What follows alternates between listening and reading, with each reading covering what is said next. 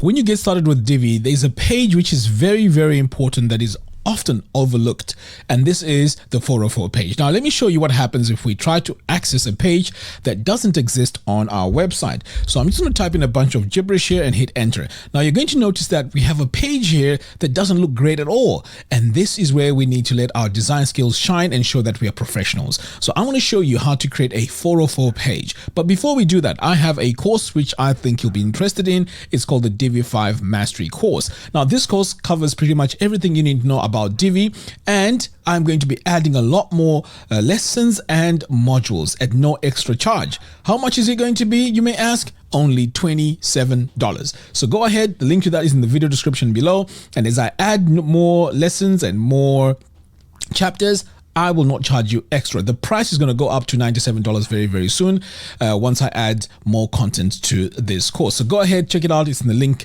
in the description below. All right, so let's create our 404 page. So what we need to do is to come over here to Divi, and then we want to go to the theme builder. So over here, we need to create a brand new template because right now we don't have any templates. So let's click here and say build new template. So we get a bunch of options here of what we can build.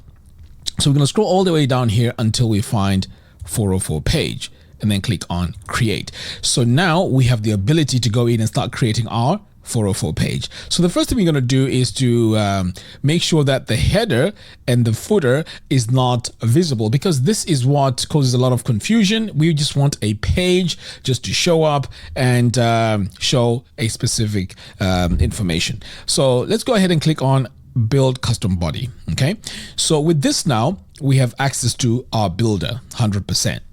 What we need now is to go in here and add a brand new row, and we're going to add a single column. Now in this column, we're going to add a few things. So what I normally prefer doing here is to add a blurb, because I can highly customize it. As you can see here, I have an option to add a logo, which is good. So what I want to do now is I'm just going to say 404 over here as the title. Okay, so everyone knows what 404 is. And then over here in the description, I'm just going to say the page you're looking for doesn't exist. Now that we have our text, we need to center it. So I'm going to come over here to design, text, and center everything. Okay, so far so good. Everything is looking great. So what I'm going to do now is I'm going to combine this module with a button. Okay, so I'm going to go ahead back and select my settings, go back to content. Next, I'm going to come over here to elements. And this is one of the latest features, by the way. I'm going to click here on element and add a button. And here it is. So now our button is part of this complete module, which is fantastic. So what we need to do to the button here is to say, go back home or back to home, like that. And then we want to center it. So I'm going to come over here, go to my button here, activate. In fact, you know what? I can go here and center it this way, I think. Alignment. Okay, that's what I'm looking for. So click on alignment and then center it. So what we need to do now with this button is, if you want, you can customize the button itself, make it look the way you want. But I'm going to keep things very simple here. The next thing I'm going to do is to make sure that my section here is full screen. So I'm going to click here on my section settings, go into sizing, and then I'm going to look for height and then set this to 100 VH. Hit enter. I know you haven't seen anything yet because there's a white background, but something did happen.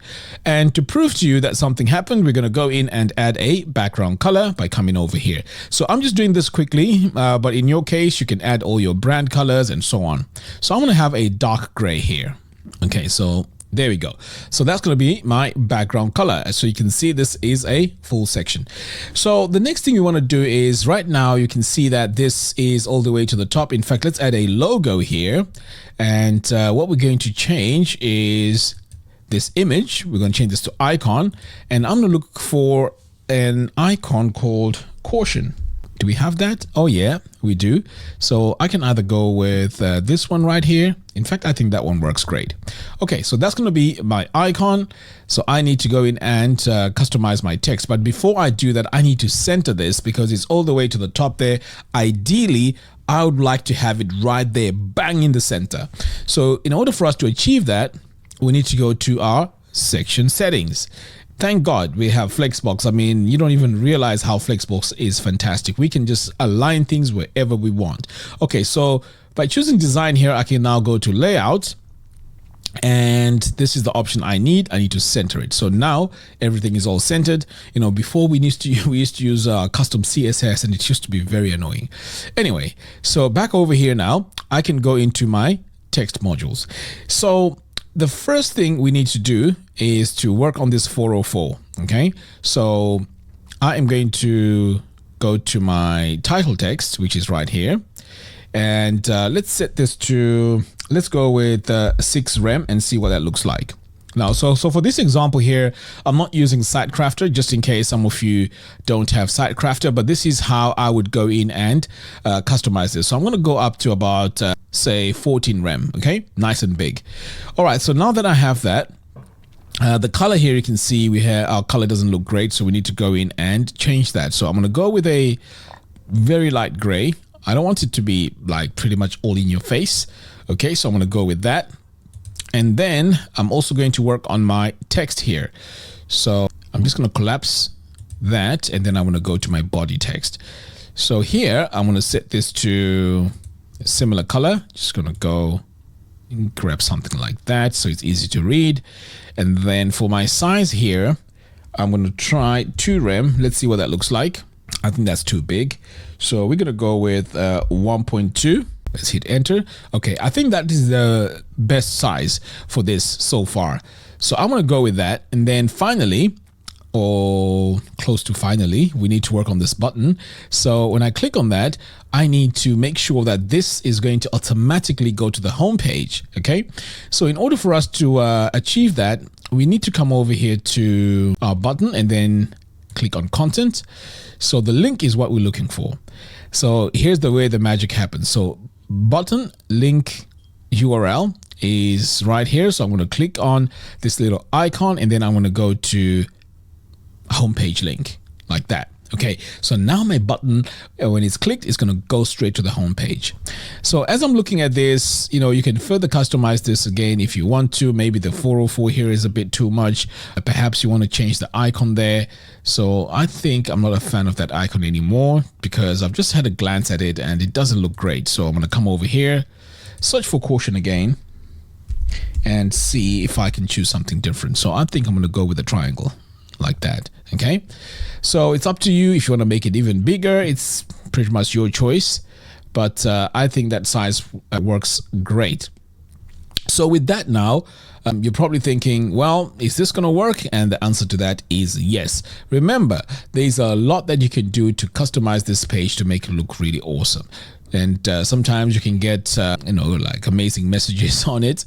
Anyway, let me go ahead and save this, and then I'm going to exit. All right, so now that it's all here, I'm going to save changes. So let's go back to that page and see what happens. So I'm going to click here, hit enter, and sure enough, now we have a 404 page, which fills up the whole page. And if I click here, guess what happens? It takes me to the home page. This is how you need to create a 404 page for yourself. There's several websites you can go to if you want to get inspiration. Go ahead, get some inspiration and redesign your 404 pages. Anyway, if you like this video, please give it a thumbs up and do share it as well. Until next time, thanks for watching, and I'll see you again in the next one. Take care.